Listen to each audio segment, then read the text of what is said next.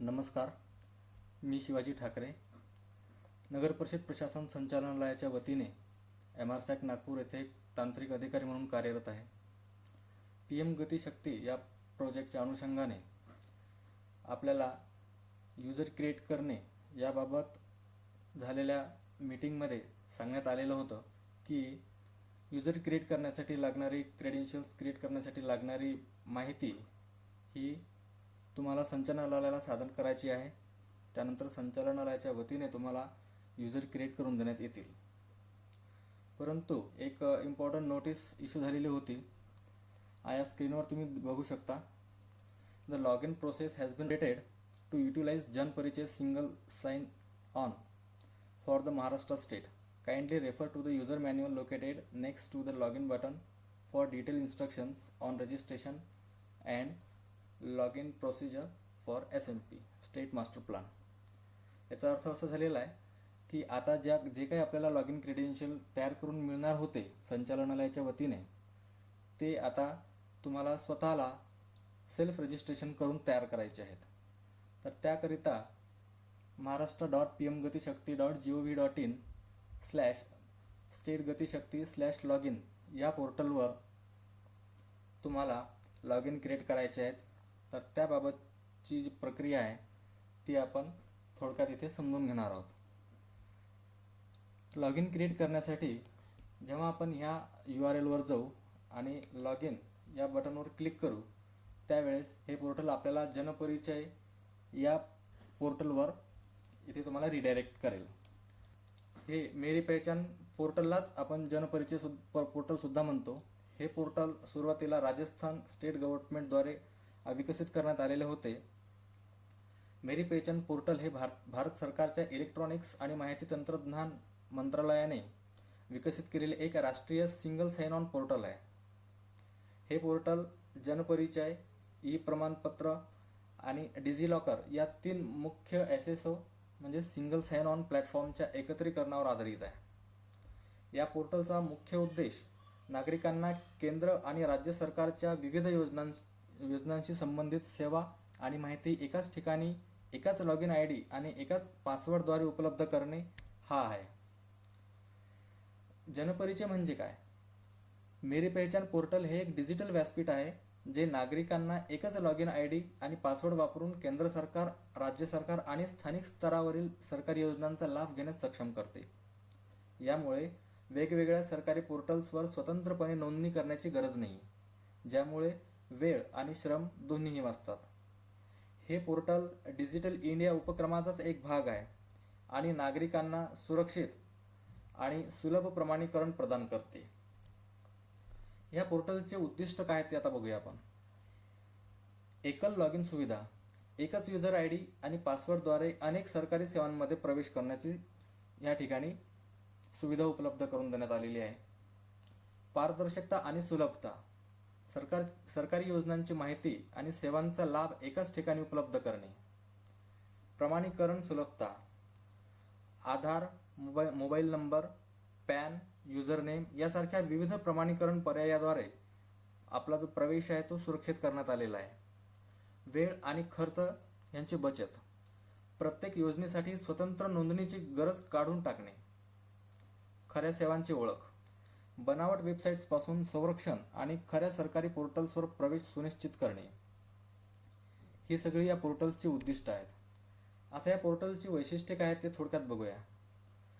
ह्या पोर्टलचं पहिलं वैशिष्ट्य आहे सिंगल साइन ऑन. एकदा नोंदणी केल्यानंतर वापरकर्ते एकाच IDद्वारे अनेक सरकारी पोर्टल्सवर लॉग इन करू शकतात.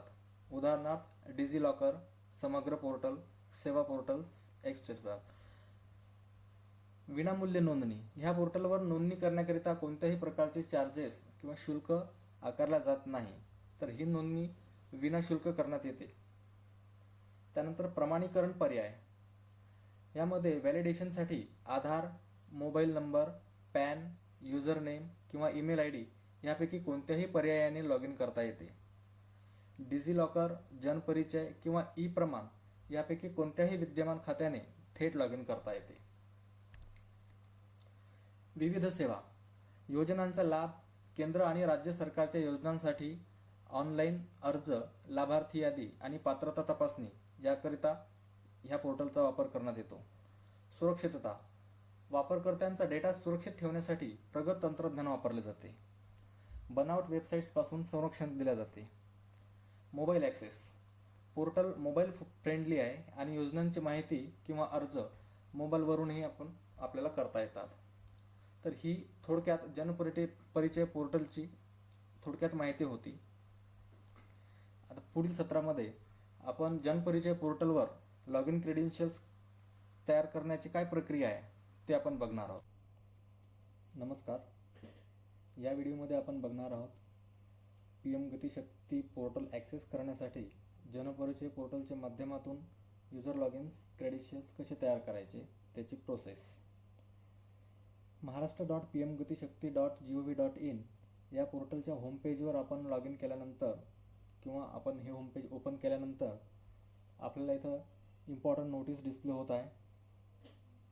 त्या अनुषंगाने करायची प्रोसेस ही युजर मॅन्युअल ह्या लिंकमध्ये अवेलेबल करून देण्यात आलेली आहे. तर हे युजर मॅन्युअल आपण इथे डिस्कस करणार आहोत. ह्या युजर मॅन्युअलमध्ये क्रेडेन्शियल्स तयार करण्याची प्रोसेस विस्तृतपणे देण्यात आलेली आहे. तर सर्वप्रथम युजर क्रेडेन्शियल्स तयार करण्याचे काही टप्पे आहेत ते आपण जाणून घेऊयात. यामध्ये पहिला टप्पा आहे की जनपरिचय पोर्टलवर आपले लॉग इन तयार करणे. त्यानंतर सेकंड टप्पा आहे जनपरिचय पोर्टलवर लॉग इन करणे, म्हणजेच आपल्या क्रेडेन्शियलचा यूज करून साइन इन करणे. त्यानंतर आपण आपली जी प्रोफाईल आहे ती प्रोफाईल अपडेट करणे. ह्या प्रोफाईल अपडेट करण्यामध्ये दोन भाग येतात. एक आपली बेसिक डिटेल अपडेट करणे आणि एक व्हेरिफिकेशन डिटेल अपडेट करणे. बेसिक डिटेलमध्ये जे काही डिटेल आहे, नाव, date of birth, address,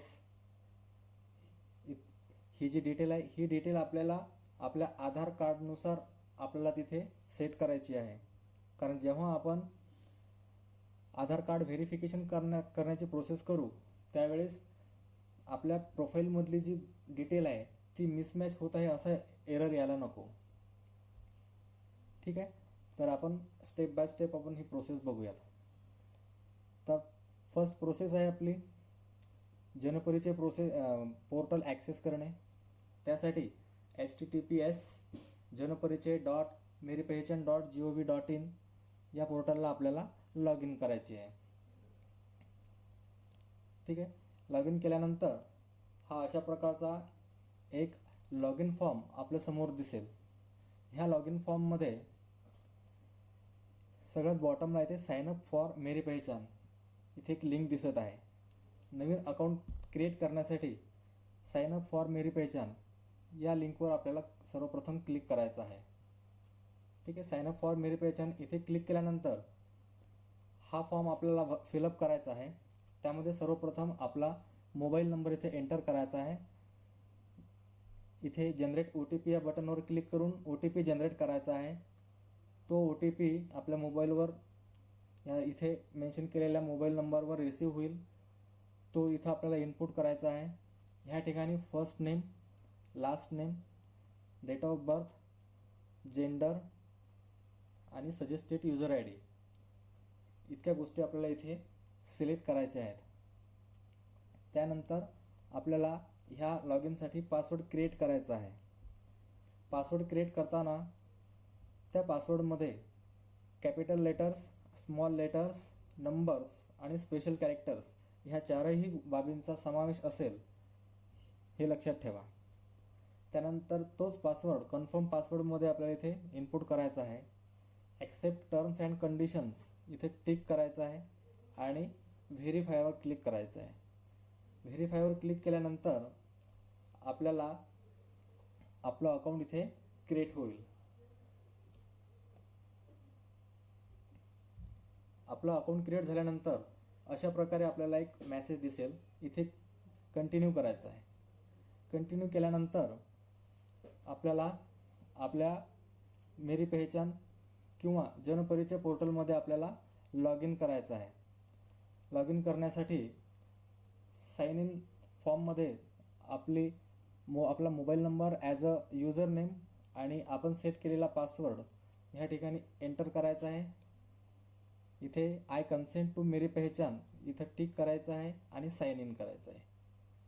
sign in केल्यानंतर आपल्याला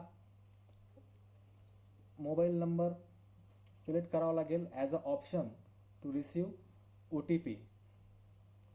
त्यानंतर आपण आलेला OTP तिथे एंटर केल्यानंतर आपण जनपरिचय पोर्टलमध्ये लॉग इन केल्या जाऊ. हे जनपरिचय पोर्टलचं लॉग इन पेज आहे, म्हणजे होम पेज आहे.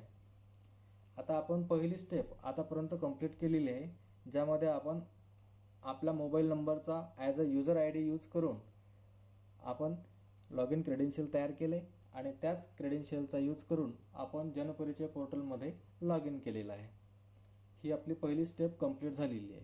आता दुसरी स्टेप आहे आपलं प्रोफाईल अपडेट करणे.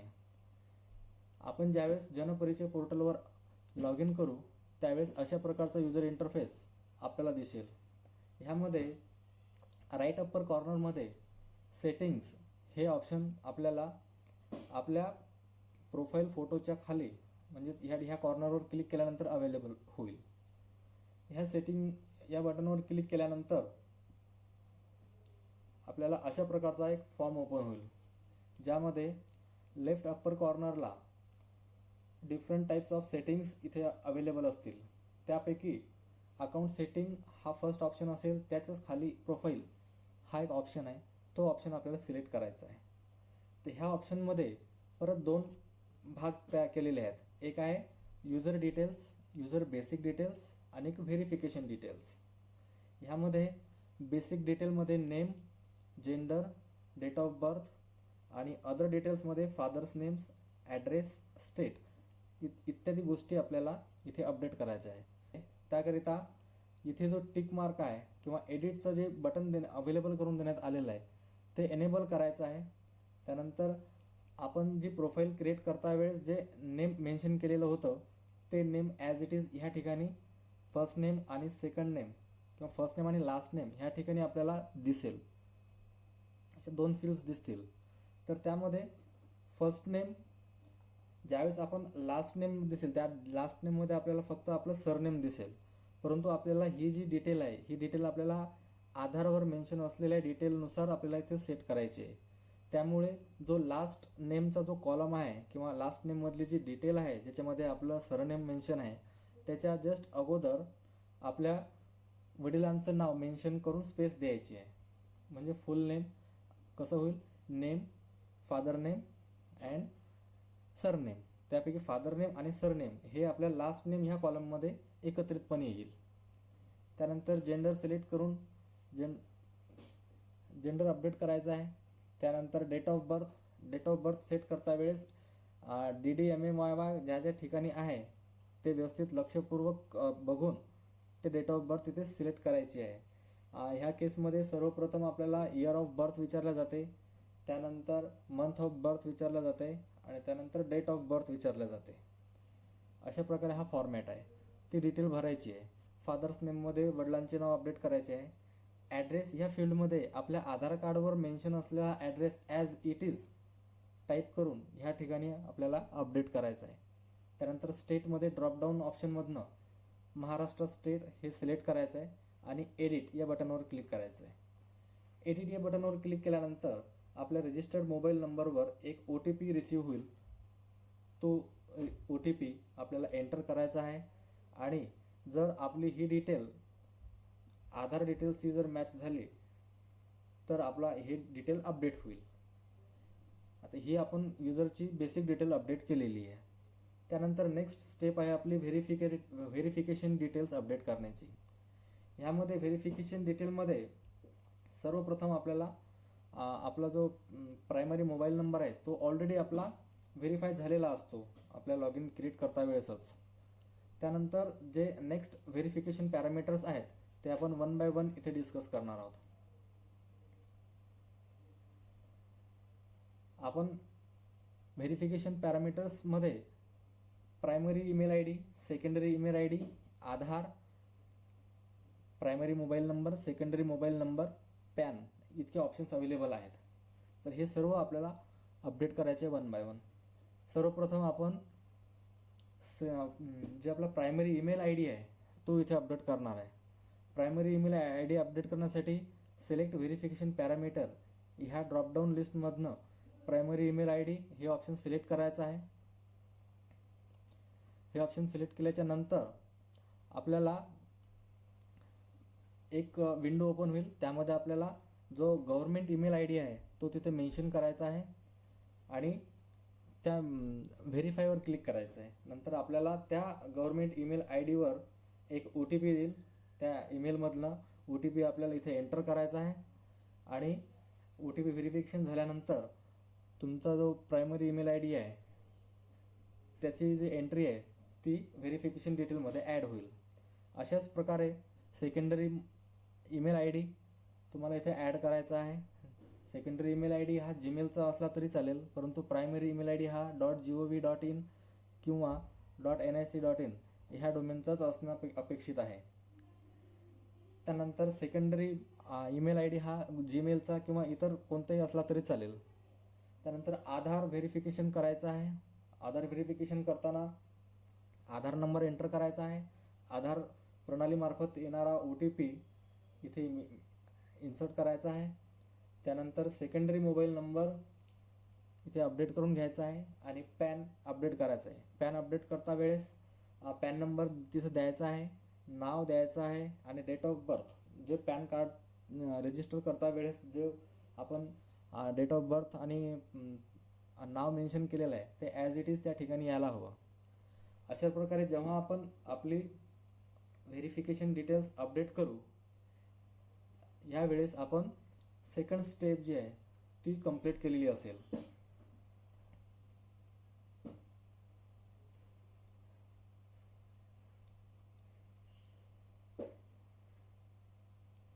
ठीक आहे. त्यानंतर थर्ड स्टेप सुरू होते आपली की जनपरिचय पोर्टलच्या माध्यमातून गतिशक्ती पोर्टलवर रजिस्ट्रेशन करणे. तर त्याकरिता आपल्याला आता आपण काय केलेलं आहे की रजिस्ट्रेशन केलेलं आहे आणि आपली प्रोफाईलसुद्धा अपडेट केलेली आहे. तर हे आपण थोडंसं लाईव्ह स्वरूपामध्ये बघूया. जेव्हा आपण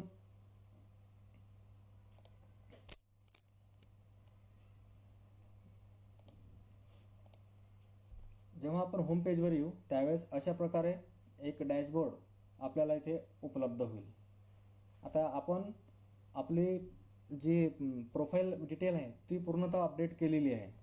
जर त्यामध्ये काही अपडेट करण्याचं शिल्लक असेल तर आपण नेक्स्ट जे आता बघणार आहोत स्टेप्स त्या स्टेपपर्यंत आपण जाऊ शकणार नाही. त्यामुळे नेक्स्ट स्टेप करण्याच्या आधी आपली सर्व प्रोफाईल डिटेल अपडेट झालेली आहे हे कन्फर्म करणं आवश्यक आहे. आता ह्या ठिकाणी ज्या सर्व्हिसेस लिस्ट इथं आहे इथे आपल्याला गतिशक्ती असं सर्च करायचं आहे. यामध्ये आपल्याला गतिशक्ती नॅशनल मास्टर प्लॅन हे एक ऑप्शन अवेलेबल असेल किंवा इथे ई सर्व्हिस अवेलेबल होईल. ह्यावर आपल्याला सिम्पली क्लिक करायचं आहे. क्लिक केल्यानंतर आपल्याला Gatishakti national master plan production the multi modal connectivity will provide integrated and seamless connectivity for movement असे एक विंडो ओपन होईल आणि ॲक्सेस नाव हे एक बटन ओपन होईल. आता ॲक्सेस नाव ह्या बटनवर क्लिक केल्यानंतर आपल्याला एक PM गतिशक्ती पोर्टलवर आपण रिडायरेक्ट केले जाऊ. तर ह्या गतिशक्ती पोर्टलवर आपण आल्यानंतर ह्या ठिकाणी आपल्याला एक रजिस्ट्रेशन फॉर्म ओपन होईल जो आपला आज सध्या आपण बघत आहेत स्क्रीनवर. ठीक आहे. ह्यामध्ये user name, email I D, first name, last name, mobile number ह्या सगळ्या फील्ड्स डिॲक्टिव्हेट असतात. ज्यावेळेस आपण जनपरिचय पोर्टलवर लॉग इन केलेलं आहे त्याच डिटेल्स ह्या ठिकाणी ॲक्सेस केल्या जातात आणि इथे एडिट आपल्याला करता येत नाही. ह्यामध्ये नेक्स्ट स्टेज आपल्याला करायचे गव्हर्मेंट ॲफिलिएशन आपल्याला सिलेक्ट करायचं आहे. याच्यामध्ये आपल्याला स्टेट/UT हे ऑप्शन सिलेक्ट करायचं आहे. त्यानंतर आपलं जे स्टेट आहे महाराष्ट्र स्टेट याच्यामध्ये आपल्याला सिलेक्ट करून घ्यायचं आहे. त्यानंतर आपल्याला डिपार्टमेंट सिलेक्ट करायचं आहे. तर डिपार्टमेंट सिलेक्ट करताना आपल्या महाराष्ट्र स्टेटशी असोसिएट असणारे डिफरंट डिपार्टमेंट्स ह्या ठिकाणी या ड्रॉपडाऊन लिस्टमध्ये आपल्याला अवेलेबल आहे की जर तुम्हाला नगर परिषद, नगरपंचायत किंवा DAO ऑफिस किंवा RDMA ऑफिस ह्यांचे जर लॉग इन क्रेडेन्शियल्स ॲक्टिवेट करणार असाल तर आपल्याला म्युनिसिपल ॲडमिनिस्ट्रेशन हे डिपार्टमेंट सिलेक्ट करायचं आहे. आणि जर आपण म्युनिसिपल कॉर्पोरेशनसाठी ॲक्टिवेट करणार असाल तर आपल्याला अर्बन डेव्हलपमेंट डिपार्टमेंट UD1 हे सिलेक्ट करायचं आहे. आता ह्या केसमध्ये मी नगरपालिकेसाठी हे अकाउंट क्रिएट करत आहे, त्यामुळे मी म्युनिसिपल ॲडमिनिस्ट्रेशन हे सिलेक्ट केलेलं आहे. आणि जस्ट आपल्याला नेक्स्ट या बटनवर क्लिक करायचं आहे. इथे आपल्याला गव्हर्नमेंट ऑफिस ID अपलोड करायचा आहे.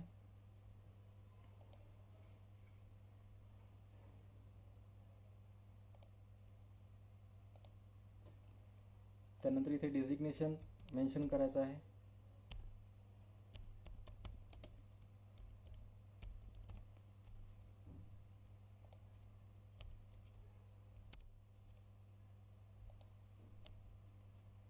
नंतर रोल सिलेक्ट करायचा आहे यूजर. त्यानंतर इथे OTP साठी रिक्वेस्ट करायची आहे.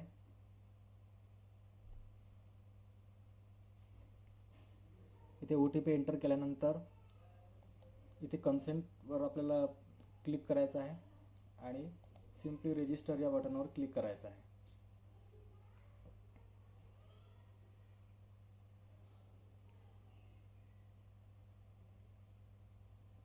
Your registration request has been submitted successfully. Please check your email for registration confirmation and further instruction. असा आपल्याला एक पॉपअप जनरेट झालेला आहे. आता आपल्या गव्हर्नमेंट ईमेल ID वर एक ईमेल प्राप्त झालेला असेल.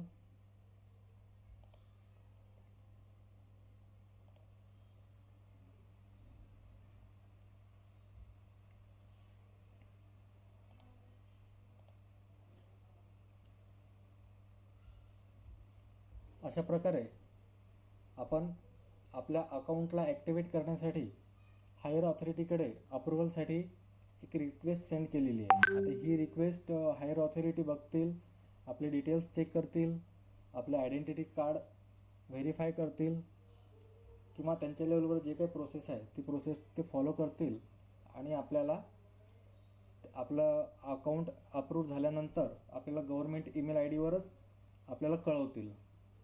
एक वेळ आपल्याला ईमेल ID वर ईमेल प्राप्त झाला की आपलं अकाउंट अप्रूव्ह झालेलं आहे की त्यानंतर आपण आपले जे पोर्टल जे आहे गतिशक्ती पोर्टल हे आपण ॲक्सेस करू शकू. पण नेक्स्ट स्टेप बघूया की जेव्हा आपलं लॉग इन कंप्लीट झालेलं आहे आणि अप्रूव्हसुद्धा झालेलं आहे त्याच्यानंतर आपल्याला हे पोर्टल ॲक्सेस कसं करता येईल. तर त्यासाठी आपल्याला सर्वप्रथम जनपरिचय पोर्टलवर सर्वप्रथम आपल्याला लॉग इन करावं लागेल. आता ही जी मी तुम्हाला दाखवत आहे ती अप्रूव्ह झालेल्या लॉग इनचा यूज करून तुम्हाला दाखवत आहे.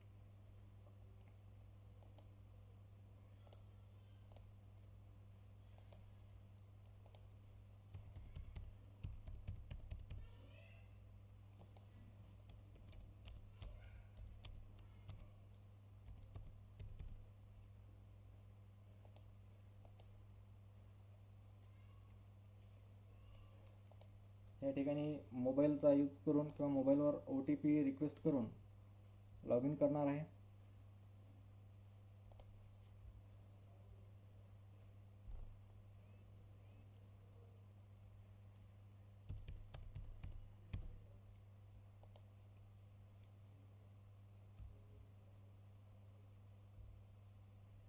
हे मेरी पहचान किंवा जनपरिचय पोर्टलचं डॅशबोर्ड आहे. इथे गतिशक्ती सर्च करायचं आहे. ॲक्सेस नाववर क्लिक करायचं आहे. जेव्हा तुमचं अकाउंट व्हेरीफाय होईल हायर ऑथॉरिटीकडून त्यावेळेस तुम्हाला डायरेक्टली अशी स्क्रीन ओपन होईल. त्यानंतर ह्या PM गतिशक्ती पोर्टलच्या लॉग इन बटनवर क्लिक करून नॅशनल मास्टर प्लॅन सिलेक्ट करायचा आहे. तर आपण इथे रिडायरेक्ट करण्यात आलेलो आहे. इथे महाराष्ट्र या आयकॉनवर क्लिक केल्यानंतर आपण PM गतिशक्ती पोर्टलवर आपल्याला ॲक्सेस मिळेल. अशा प्रकारे आपण स्टेट मास्टर प्लॅनच्या महाराष्ट्र शासनाच्या PM गतिशक्ती पोर्टलवर लॉग इन झालेलो आहे. ह्या पोर्टलवर पी एम गतिशक्ती प्रकल्पाच्या अनुषंगाने आपण जे 7 नेटवर्क्सची माहिती अपलोड केलेली आहे, शिवाय स्ट्रीट फर्निचरची माहिती अपलोड केलेली आहे, ती आपल्याला या ठिकाणी दिसण्यासाठी उपलब्ध करण्यात आलेली आहे. ते आपण इथे चेक करू शकता. फॉर एक्झाम्पल, त्या करण्यासाठी आपल्याला स्टेट लेयर्स या लिंकला जायचं आहे. या ठिकाणी डिरेक्टरेट ऑफ म्युनिसिपल ॲडमिनिस्ट्रेशन ह्या लिंकमधून DMA ह्या डिपार्टमेंटने जे आपले लेअर अपलोड केलेले आहेत, नेटवर्क्स अपलोड केलेले आहेत, त्या प्रत्येक नेटवर्कची यादी तिथे येत आहे. ह्यामध्ये आपण आपल्याला आवश्यक वाटते ते कोणतेही नेटवर्क या ठिकाणी आपण सिलेक्ट करून आपण मॅप केलेले फीचर्स आपण ह्या ठिकाणी बघू शकतो. फॉर एक्झाम्पल, मला रोड बघायचे आहेत, परंतु एका पर्टिक्युलर ULBचे बघायचे आहेत, तर ह्या ठिकाणी टूल्स ऑप्शनमध्ये एक नेव्हिगेशन नावाचं एक टूल अवेलेबल करून दिलेलं आहे. ह्याचा यूज करून आपण डायरेक्टली आपल्याला हवं त्या लोकेशनला आपल्याला इथे जाता येईल. ह्या ठिकाणी आपल्याला इथे डिस्ट्रिक्ट, नंतर तालुका, त्यानंतर ULB आपल्याला इथे सिलेक्ट करायचे आहे. मी एक्झाम्पलसाठी नागपूर जिल्ह्यामधील नरखेड तालुक्यामधील नरखेड म्युनिसिपल काउन्सिल हे सिलेक्ट करतो. आता ह्या एरियामध्ये मी आलो आहे, तर मला नगर परिषद नरखेडची जर ॲडमिनिस्ट्रेटिव्ह बाउंड्री बघायची असेल तर ॲडमिनिस्ट्रेटिव्ह बाउंड्री या नेटवर्कच्या याच्यामधनं मला जस्ट या या लेअरवर फक्त टिक करायचं आहे. मला लोकेशन बघायचं आहे, लोकेशनला वार्ड बाउंड्रीज बघायच्या आहेत, इथे क्लिक केल्यानंतर वार्ड बाउंड्रीज येतील. रोड बघायचे असतील, रोड येतील. फ्लायओव्हर बघायचा असेल, कोणत्या ठिकाणी आहे, फ्लायओव्हर येईल. अशाच प्रकारे वॉटर सप्लाय नेटवर्क बघायचं असेल ते सुद्धा आपल्याला बघता येईल. पाईपलाईन्स बघू, वॉटर पाईपलाईन्स, स्टोरेज टँक्स कोणत्या कोणत्या लोकेशनला आहेत ते आपल्याला दिसतील. वॉटर सोर्स कुठे आहे, आउट ऑफ द सिटी आहे. त्यानंतर वॉटर ट्रीटमेंट प्लांट, हे सगळे लेयर्स आपण ॲक्टिवेट करून आपल्या ULBने अपलोड केलेला डेटा या ठिकाणी आपण बघू शकतो. त्यानंतर आपल्याला प्रोजेक्टसुद्धा ॲड करायचे आहेत, किंवा ज्या काय आपल्याला भविष्यात करण्याच्या ज्या ॲक्टिव्हिटीज आहेत त्या आम्ही तुम्हाला त्या वेळेस कळवणारच आहोत. ह्या व्हिडिओचा उद्देश हाच होता की PM गतिशक्ती पोर्टलवर लॉग इन क्रिएट करण्यासाठी कोणकोणत्या स्टेप्स आपल्याला फॉलो करायच्या आहेत, त्या स्टेप्स आपण इथे इन डिटेल प्रॅक्टिकली इथे डिस्कस केलेल्या आहेत. अशी आशा आहे की कुणाला याबाबत काही अडचण असणार नाही. जर तुम्हाला काही अडचण आली तर तुम्ही आम्हाला थेट कॉल करू शकता. टेक्निकल हेल्प करण्यासाठी आम्ही नेहमीच तत्पर असतो. तुम्हाला कोणत्याही प्रकारची तांत्रिक अडचण आली तुम्ही आम्हाला अप्रोच करा, आम्ही तुमची हेल्प नक्की करू. धन्यवाद.